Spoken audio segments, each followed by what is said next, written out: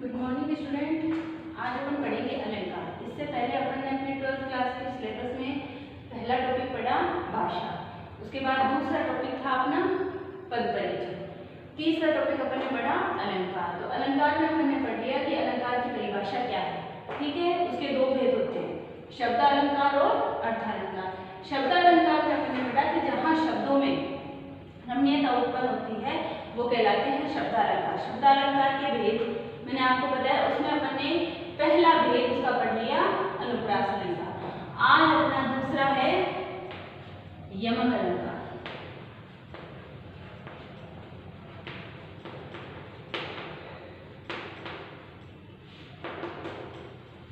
दूसरा अपना टॉपिक है यमक अलंकार। ठीक है, यमक अलंकार किसे कहते हैं?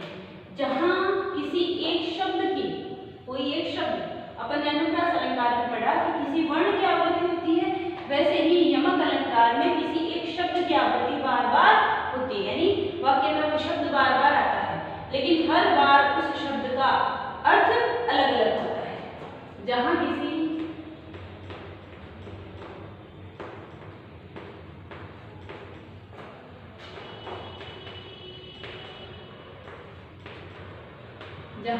शब्द की आवृत्ति एक से अधिक बार होती है,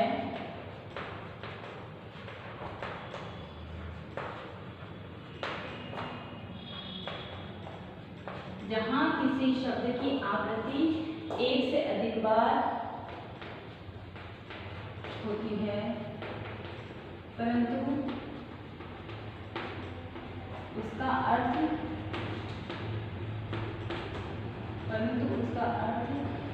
प्रत्येक बार भिन्न होता है।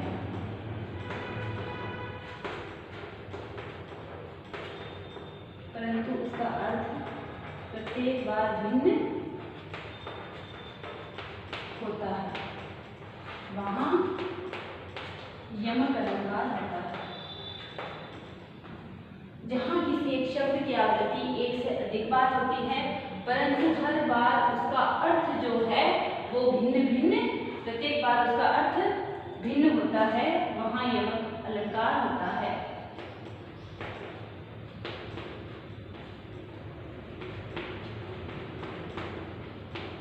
ठीक है, यानी जब हम सेंटेंस लिखते हैं तो उस सेंटेंस में कोई एक शब्द हो जो बार बार आए, यानी एक से अधिक बार जो वो आता है, लेकिन हर बार उसका अर्थ जो है वो भिन्न भिन्न होता है, वहां यमक अलंकार होता है। अब देखो उदाहरण,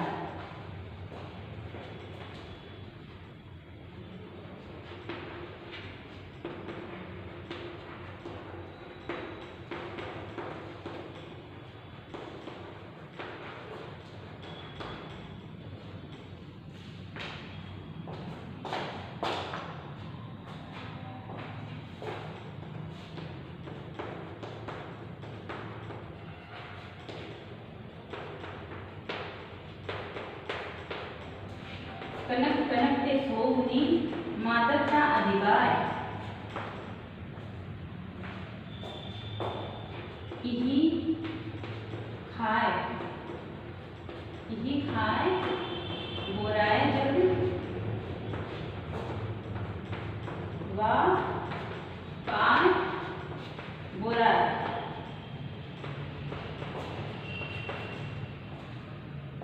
देखो, कनक कनक ते सोहनी मादक का अधिकार, यानी इसका अर्थ क्या है कि कनक से कनक की, कनक कनक ते, कनक से कनक की, यानी इसकी 100 गुनी मादकता अधिकार, यानी इस कनक से इस कनक की जो मादकता है वो 100 गुनी अधिक है। यही खाए बुराए, इसको संसार खाकर, बुराना यानी पागल होना, इसको संसार खाकर पागल होता है और इसे तो केवल पाने मात्र से ही संसार पागल हो जाता है। तो इसमें कनक कनक, यहाँ दो समान शब्दों की आवृत्ति हुई है, यानी जहां किसी शब्द की आवृत्ति एक से अधिक बार हो, ये शब्द दो बार आए हैं लेकिन दोनों ही कनक का अर्थ अलग अलग है। कनक कनक से, इस कनक से इस कनक की, यानी इस कनक का मतलब क्या है बताओ? इस कनक का मतलब है धतूरा। ठीक है, और इस कनक का मतलब क्या है? सोना, यानी जो धतूरा है उसको तो लोग खाकर पागल होते हैं, लेकिन सोने की मादकता तो ऐसी होती है, उसका नशा तो ऐसा होता है कि उसको पाने मात्र से ही लोग पागल हो जाते हैं। तो हमारा इसका मतलब क्या है कि जो दो समान शब्दों की आवृत्ति हुई है, लेकिन दोनों ही शब्दों का अर्थ अलग अलग है। ठीक है, आपको एक उदाहरण और देती हूँ।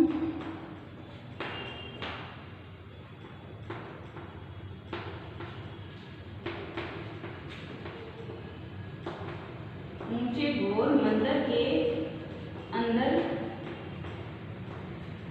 रहने वाली वो ऊंचे घोर मंदिर में रहती है।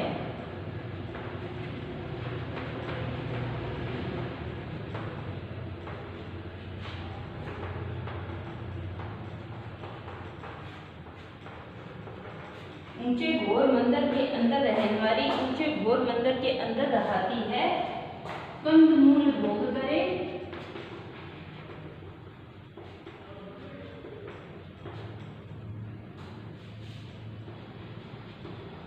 कंदमूल भोग करे, कंदमूल भोग करे,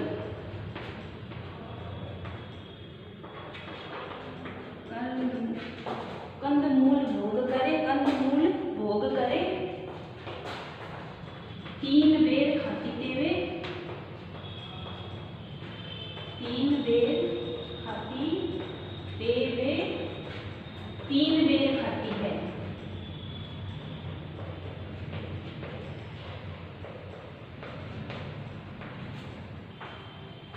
ऊंचे घोर मंदिर के अंदर रहने वाली, जो ऊंचे बड़े बड़े मंदिरों में रहने वाली थी, अर्थात जो ऊंचे ऊंचे महलों में रहने वाली थी, ऊंचे घोर मंदिर के अंदर रहती, आज वो ऊंची ऊंची गुफाओं में घूमती फिरती है या रहती है।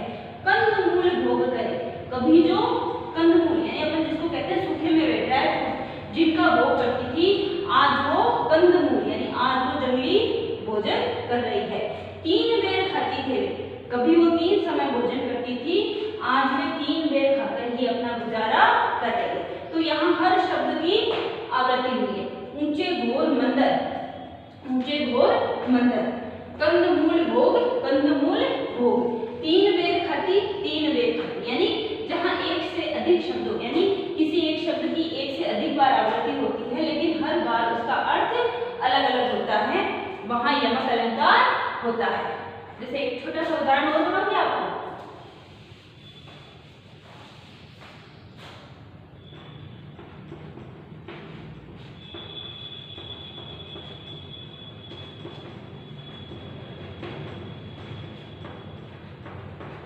काली घटा का घमंड घटा, काली घटा का घमंड घटा, यानी यहाँ घटा घटा शब्द दोनों में ही अंतर है, दोनों शब्द समान है और एक से अधिक बार दोनों आए हैं। यहाँ काली घटा मतलब घनघोर बिजलियां, काले बादल, और घमंड घटा, घटे का मतलब यहाँ घटने से है।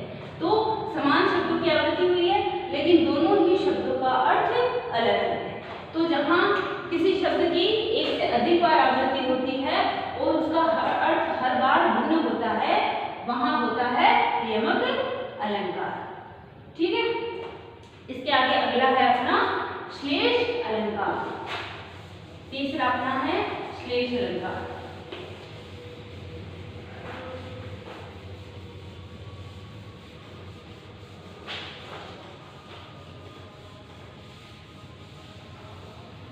तीसरा अलंकार है अपना श्लेष अलंकार।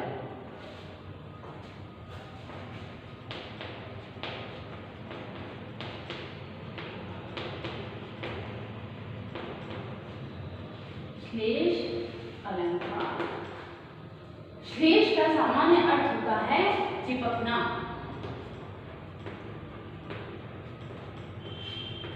ठीक है, श्लेष का सामान्य अर्थ क्या होता है? चिपकना। तो इसका अपना चिपकने से मतलब क्या हुआ कि कोई एक शब्द हो जो उससे जुड़ जाए, यानी जो अपने अर्थ के लिए आपस में जुड़ जाए। तो जब वाक्य में एक शब्द केवल एक ही बार आए, यानी जब वाक्य में शब्द केवल एक ही बार आए और उसका अर्थ, उस शब्द के अर्थ जो है एक से अधिक बार, यानी एक या एक से अधिक बार उसके अर्थ लगाए जाएं, तो वो कहलाता अलंकार, यानी उसके शब्द केवल एक ही बार आएगा लेकिन उसके अर्थ एक से अधिक निकलेंगे। जब वाक्य में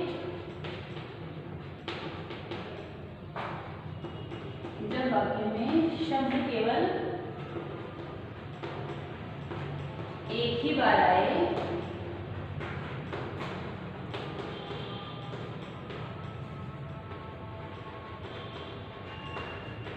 और उसके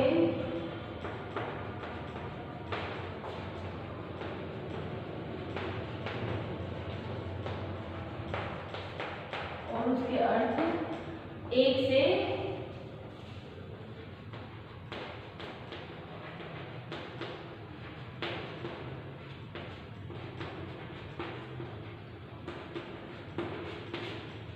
जब वाक्य में शब्द केवल एक ही बार आए और उसके अर्थ एक से अधिक निकले तो वहां श्लेष अलंकार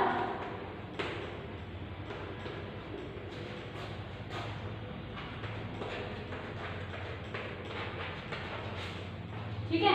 यानी कोई एक शब्द होगा जो सेंटेंस में केवल एक ही बार आएगा लेकिन उस एक शब्द का ही अर्थ अलग अलग जगह अलग अलग रूप में लिया जाएगा।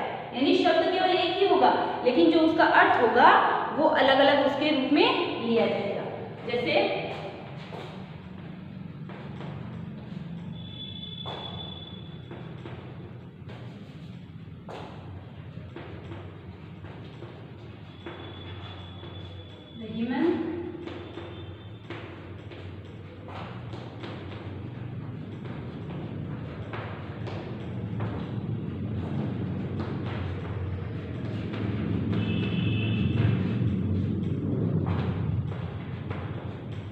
पानी राख किए बिन पानी सब सून।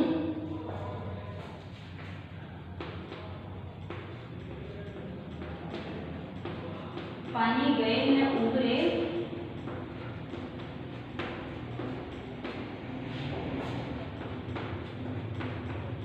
मोती मानस चून। अब देखिए ये क्या कह रहा है कि कोई एक शब्द यानी सामान्य तौर पर मैंने आपको बताया इसका अर्थ होता है चिपकना, तो कोई एक शब्द वो पूरे सेंटेंस में चिपक जाए, कहने का मतलब वो पूरे सेंटेंस के लिए वो अपना अर्थ अलग अलग रूप में दे। तो यहाँ है पानी गए न उबरे, यानी रहीमदास जी कहते हैं कि पानी रखिए। पानी का मतलब क्या है? इज्जत, है ना। और वैसे भी संसार में भी पानी क्या है? उसके बिना सारा संसार शून्य है, मनुष्य के लिए जल ही उसका जीवन है।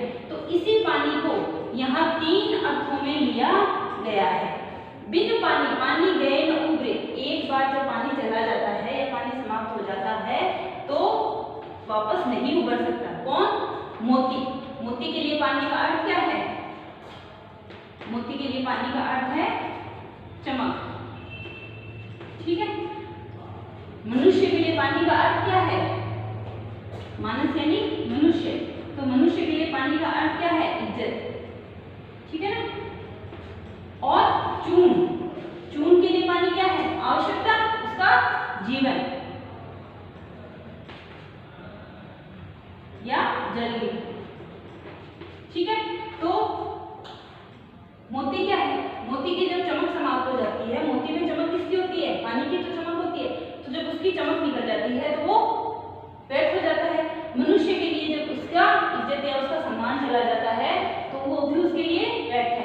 वैसे ही चून यानी आटा, आटे के लिए भी पानी क्या है? उसकी आवश्यकता, यानी आटे में भी अपन जरूरत से ज्यादा पानी डालते हैं तो भी वो व्यर्थ है, और अगर उसकी पानी की पूर्ति नहीं होती है तो भी वो व्यर्थ है, क्योंकि तभी वो यूज में नहीं आ सकता।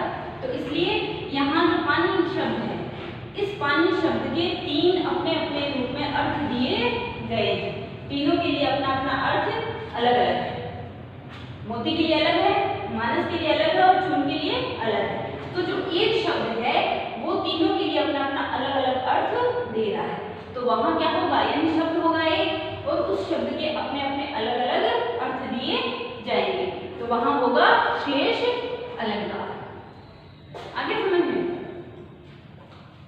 अब आपको समझाने के लिए मैं बता देती हूँ कि श्लेष अलंकार के दो भेद हैं। वो भेद कैसे हैं? श्लेष अलंकार के दो भेद कैसे हैं, यानी दो भेद उसके लिए उसको बांटते हैं। यानी यहाँ जब हमने एक शब्द के तीन अर्थ निकाले हैं, तो वैसे ही श्लेष अलंकार में किसी एक शब्द के टुकड़े करके भी अर्थ निकाला जा सकता है और उसके बिना टुकड़े किए भी उसका अर्थ निकाला जा सकता है। तो वो होता है सबंग श्लेष और अभंग श्लेष। सभंग यानी भंग करके, सबंग श्लेष, और दूसरा है अभंग श्लेष।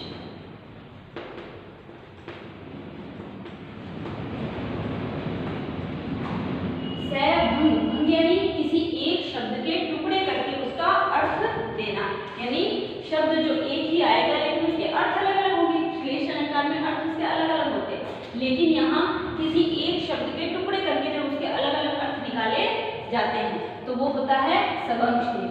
और किसी एक शब्द के बिना टुकड़े किए, तो ये किसका उदाहरण हो गया, ये तो सामान्य तौर पर श्लेष अलंकार का उदाहरण हो गया कि कोई एक शब्द आएगा और वही शब्द वाक्य के लिए अपना अपना अर्थ देगा। लेकिन सबंग श्लेष में अपन क्या करते हैं कि किसी एक शब्द के टुकड़े कर लेते हैं। टुकड़े करके जब अपन उसका अर्थ देते हैं, यानी कोई एक शब्द आए और उसके टुकड़े कर ले, तो उसका उदाहरण हो जाएगा जैसे पानी है, तो पानी के मैं टुकड़े करके पा और नी अलग अलग टुकड़े करूं तो यहाँ इस शब्द का कोई उत्तर नहीं है। क्यों? क्योंकि ये किसका उदाहरण है, अभंग श्लेष का। कोई एक शब्द है वो सामान्य तौर पर पूरे सेंटेंस के लिए अपना अर्थ अलग अलग देगा, तो वो है अभंग श्लेष। लेकिन सबंग श्लेष जहां किसी एक शब्द के टुकड़े करके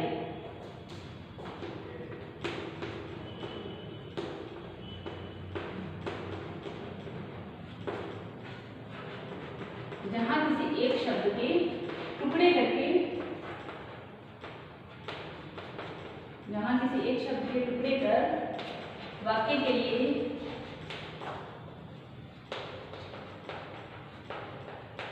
किसी एक शब्द के टुकड़े कर वाक्य के लिए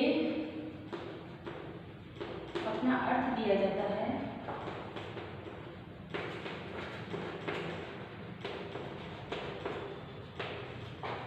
तो वहां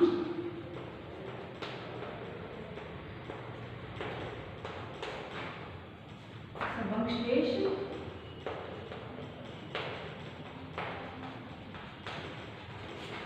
जब किसी एक शब्द के टुकड़े करके उसका अर्थ दिया जाता है तो वहां होता है सबंग श्लेष अलंकार। ठीक है, सबंग श्लेष अलंकार कैसे होता है, जैसे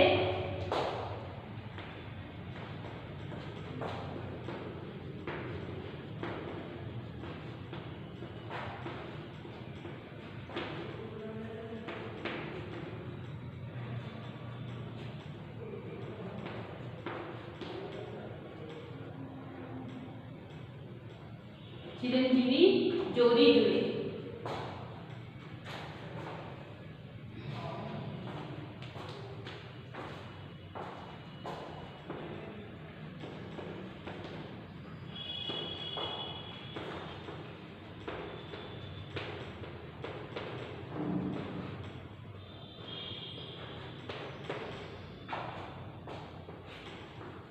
चिरंजीवी जोरी जुड़े क्यों न स्नेह गंभीर,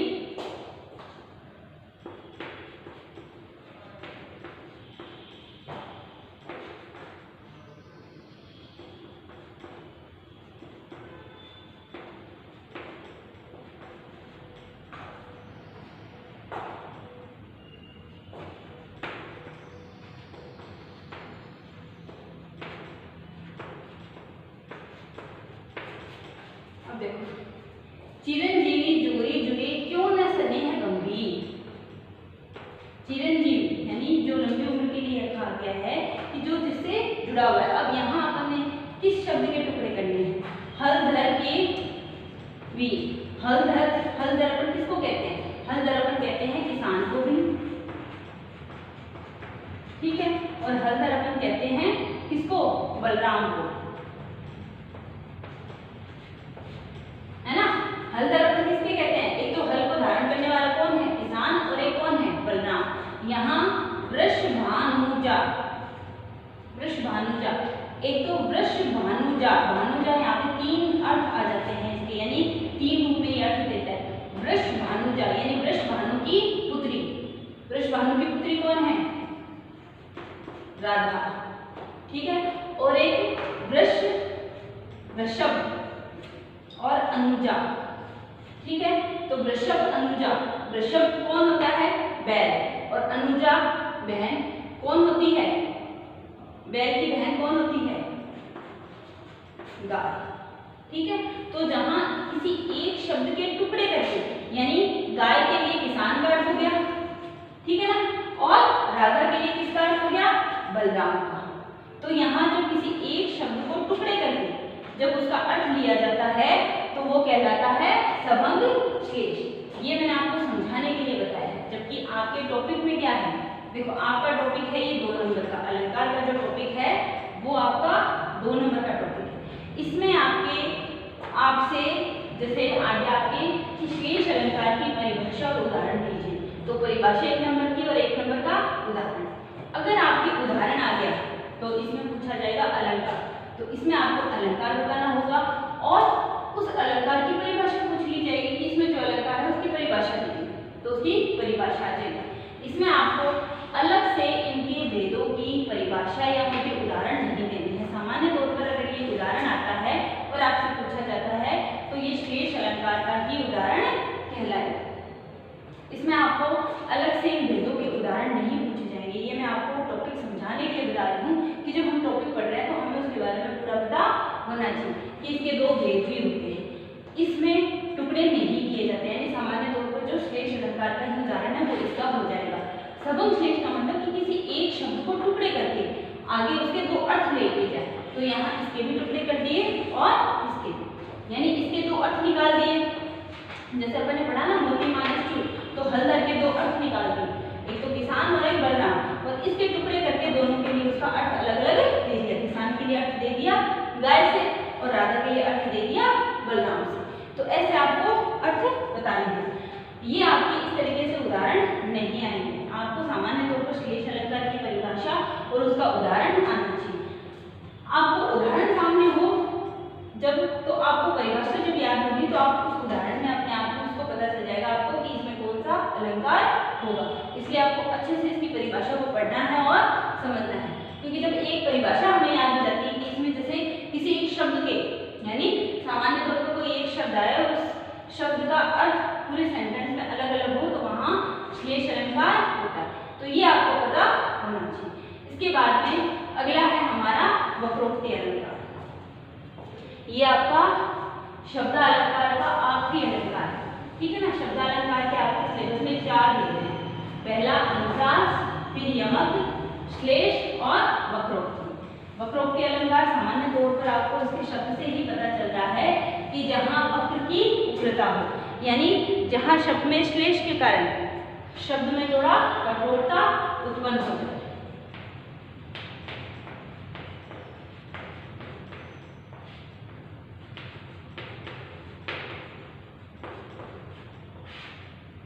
वक्रोक्ति अलंकार जहां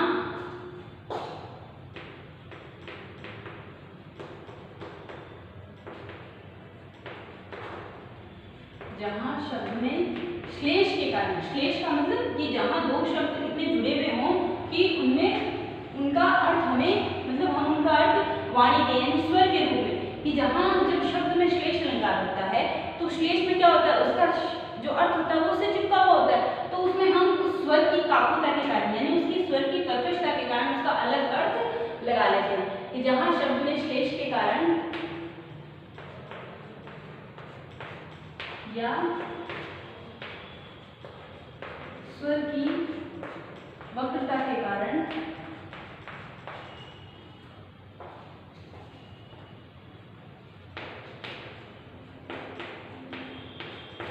उसका अर्थ अन्य ले लिया जाए,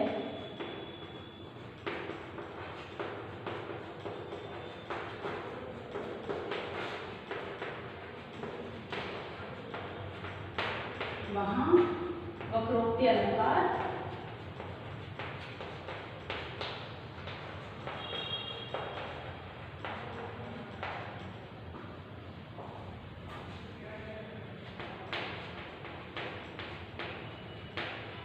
यानी जहाँ शब्द में शेष के कारण या उस स्वर की वक्रता के कारण, यानी स्वर की जो वक्रता है, वक्रता के कारण उसका अर्थ अन्य ले लिया जाए, यानी उसका अलग अर्थ निकाल लिया जाए, तो वहां वक्रोक्ति अलंकार होता है। जैसे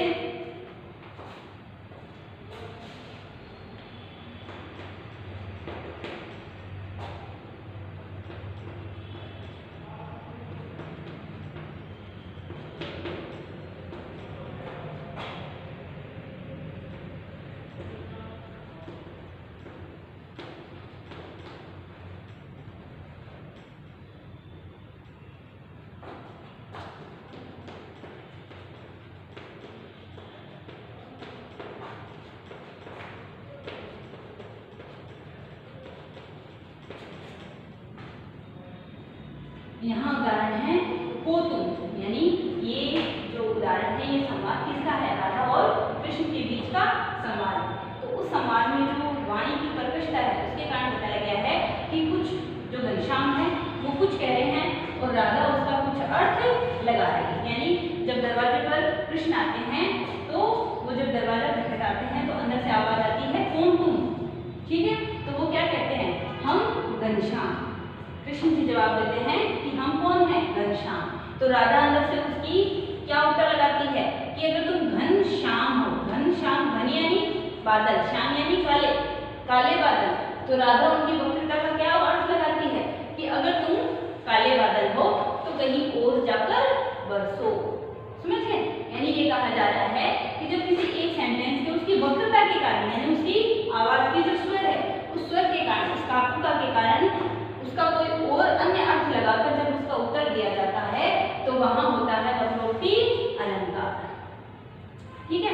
इसके बाद में आपके शब्दालंकार पूरे हो गए, यानी शब्दालंकार आपके 4 थे, अनुप्रास, यमक, श्लेष और वक्रोक्ति। इसके आगे आपके हैं अर्थालंकार। दूसरा आपका टॉपिक है अर्थालंकार। तो आपको शब्दालंकार आपकी नोटबुक में इतने करने हैं। इसके बाद अगली क्लास में हम पढ़ेंगे अर्थालंकार। ठीक है।